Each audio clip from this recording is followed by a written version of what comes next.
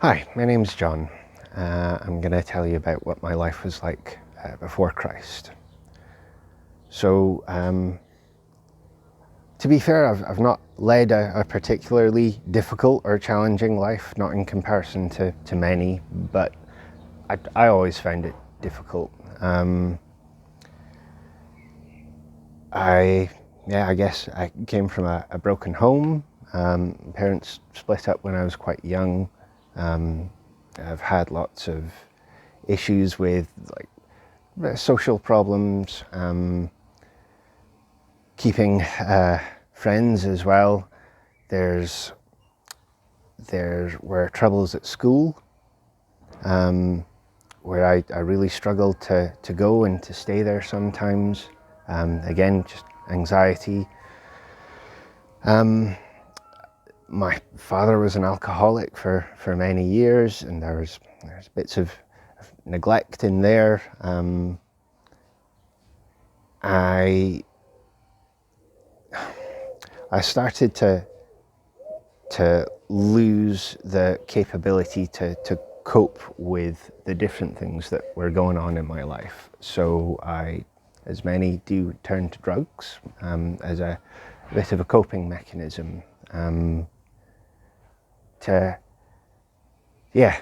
numb the pain a bit, to not feel what I was feeling, because it was just too much for me to bear. A number of times I became so depressed that I was really thinking very heavily about suicide, strongly contemplating it. 2 years ago, in fact, I was very, very ready to take my own life. I had my plan. I knew how I was going to do it, what I was going to do, and it was so difficult. I sobbed all the time. I sobbed every day for months. I couldn't cry enough during the day, so I would cry in my sleep. I would wake up and my pillow would be soaked with tears. I was in a very bad way.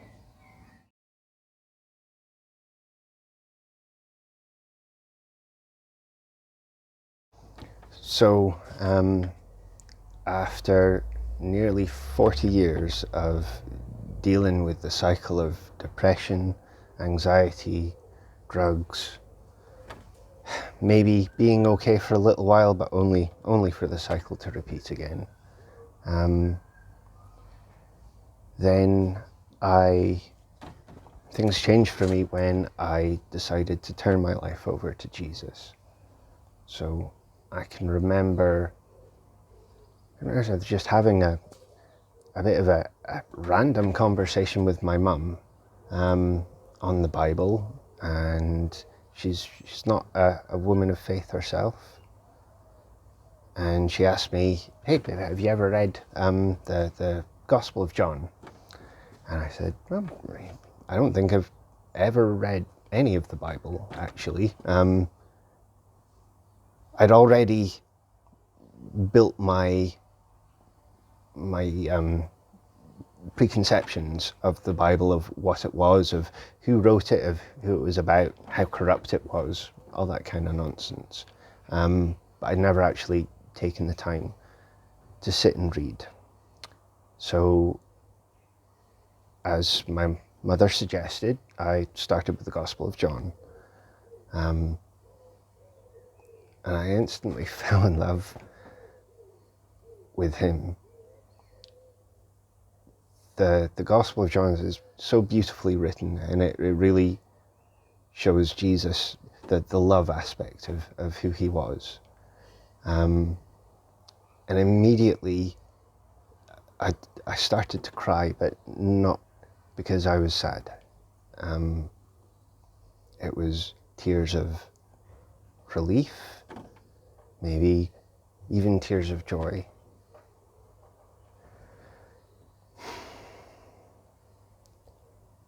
It wasn't too long after that, as my interest, my curiosity was sparked. So I started doing a little bit more research, and I knew I needed to find a church, but I was really concerned. I'd been in other churches before when I was much younger, and it just didn't seem like the kind of place I would want to spend time. But nonetheless, I thought I'd have a look, and I I googled churches near me, and I remember clearly that the Aberdeen Church of Christ, it wasn't the top result in the search list, nor was it the closest church to me, but for some reason it stood out. And I went there one Sunday morning. I was very warmly welcomed. It was quite overwhelming almost, because I'd never felt such acceptance in a group setting. Like you have a chat with 1, 2 people, 3 people, and you kind of find some common ground and build on that. But never with 20, 30, 40 people gathering around me, asking me questions and just wanting to get to know me better, wanting to encourage me, wanting to help me find my way. It was absolutely magical.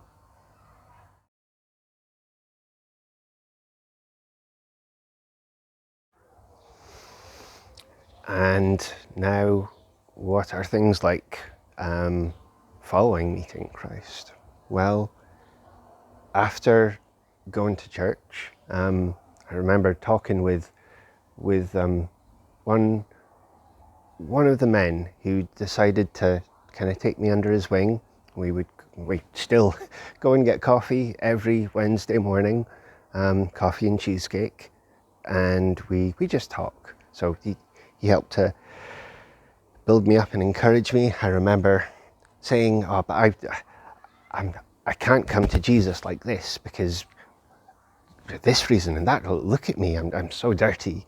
And my friend Billy, he smiled at me and he said, "No, you can't clean yourself, John. It's only Jesus that can do that." And with that, it became very, very obvious to me that the next stage was baptism. And so 2 weeks later, we went down to the beach in Aberdeen and baptised me in the water. And it was the best decision I've made so far of my life. How are things different for me now? Look, it's only a year. Can I say I'm never going to get depressed or anxious again? Probably not, but I don't feel it. There is a peace with me that was not here before. And I mean, even in the last, some tricky things have happened, some difficult situations have happened, but whereas before I would say, well, clearly I need to go and smoke, or clearly I need to do something, now I just go to God with it. And the responsibility, it doesn't lie just on my shoulders anymore. There is a loving Lord and Saviour who willingly will help me carry my burdens every single day. And that's something very, very special.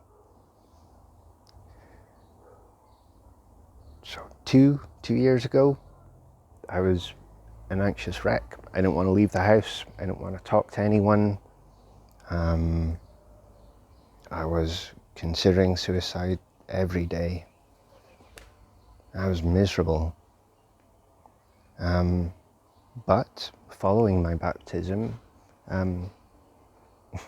I'm now the church secretary.